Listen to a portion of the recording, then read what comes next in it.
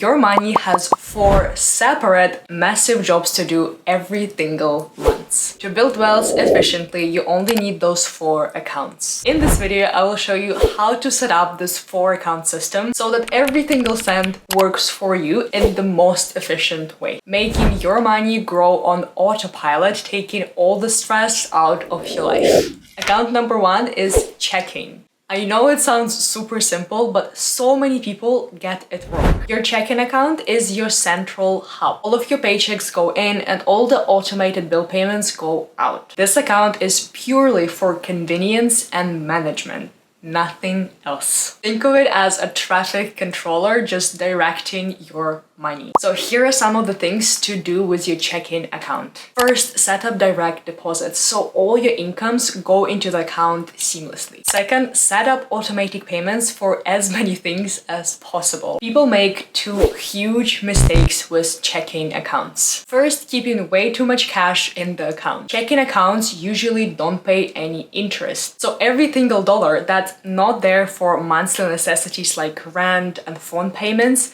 is $1 you're losing to inflation. We will fix that in just a moment, but before that, the second biggest mistake people do is using it for day-to-day purchases. You need to start leveraging your spendings. You can literally buy what you need and get rewards for that. That leads us to the next one, very powerful and the most misunderstood financial product of all. Second account or financial product you need to have is a credit card. The purpose of this account is twofold.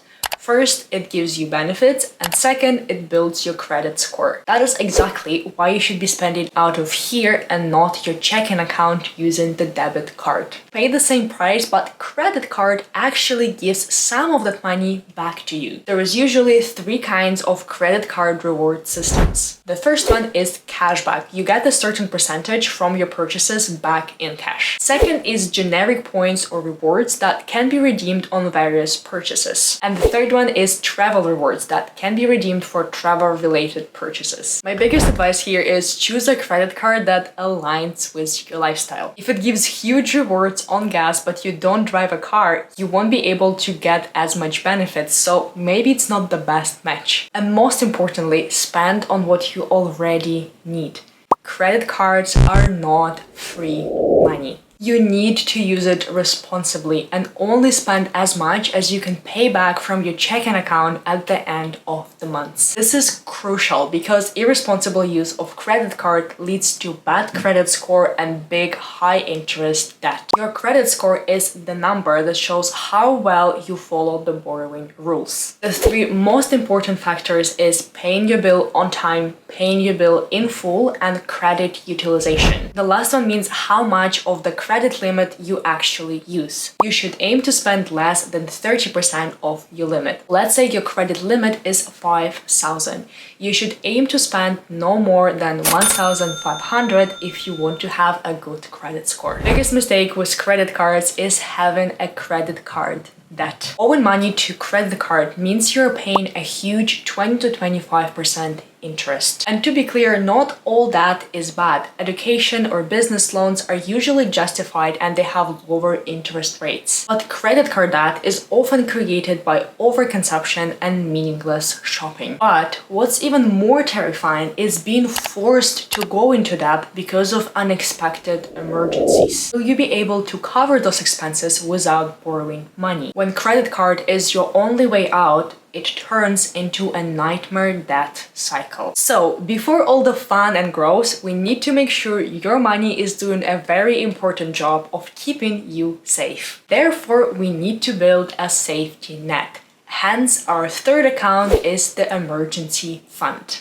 The purpose of this account is protection. An emergency fund means having 3 to 12 months of your living expenses set aside. So if you spend 3,000 a month on necessities, your goal should be 9,000. Emergency fund is one of the most important financial milestones. When emergency happens, you are not worried about finances or debt because nobody needs that extra stress in already stressful situation. But where exactly should you keep your emergency fund? fund. Remember how I said keeping way too much cash in your checking account is a huge mistake? So here is why. The purchasing power of money decreases over time due to inflation. In very simple words, your morning coffee and croissant gets 2% more expenses each year. So if you had $3 saved for your morning breakfast, right now that won't be enough to buy that coffee and croissant. Some of you might have some money saved in a savings account, and that's great. But the problem is most of the traditional savings accounts pay around 1% interest rate. So you're still losing money due to that 2% inflation. Keep your money in a high interest savings account, or HISA for short. They work just like regular savings accounts, but they pay you a higher rate. So when choosing a savings account, look for those two things. Interest rate higher than inflation, and the second one,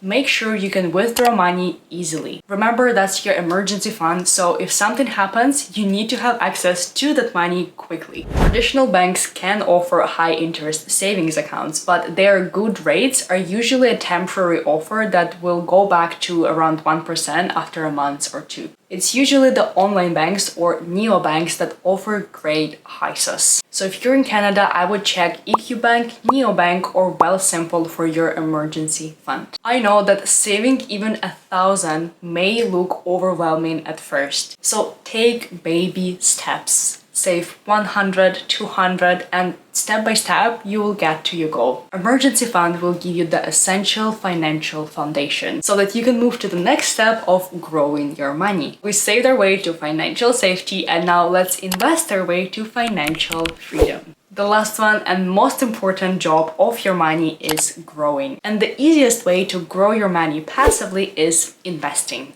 In extremely oversimplified words, with the right strategy, investing feels almost like a savings account. But instead of getting 2 or 3%, you will be looking at 6 to 20% average returns. This is literally making money while you sleep thanks to time and compounding interest. And if you are young, take advantage of time. If you invest $100 each month starting at age 12, by the time you're 60, you will have over $300,000. And 85% of that, or $276,000, comes from investing profits. All you had to do to earn that was to invest $100 monthly. Investing is exactly what grows your wealth without you needing to do anything. That's exactly what will fund your dream traveling, a nice house, and whatever dream life you want to have. I know you might be scared just hearing the word, thinking it's risky or only for the rich ones. But I'm not talking about the Wall Street day trading, which indeed can be those things. I'm talking about building a low-cost, diversified portfolio. I do have a whole separate video on investing on my channel covering everything a beginner should know as well as the strategy. So definitely watch this video right away. Whatever strategy you choose for investing, the accounts stay the same. And since accounts are the focus of this video, first of all,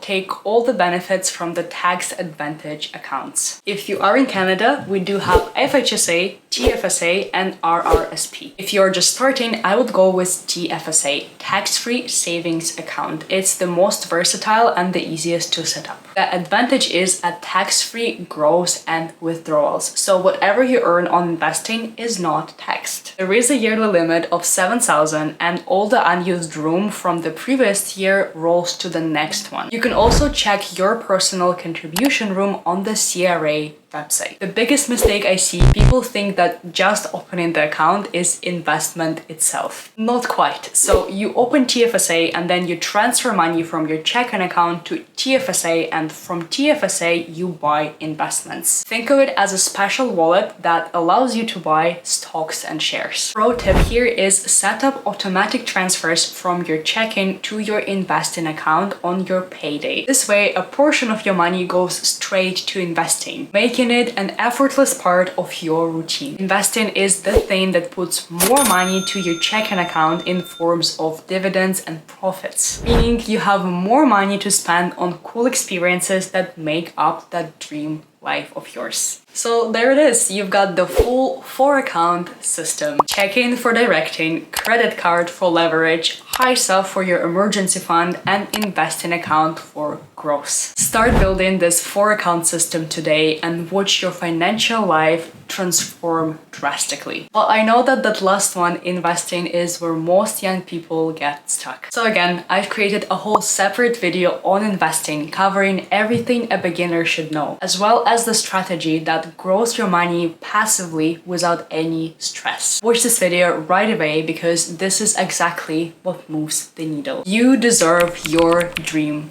life. So use your money to fund it.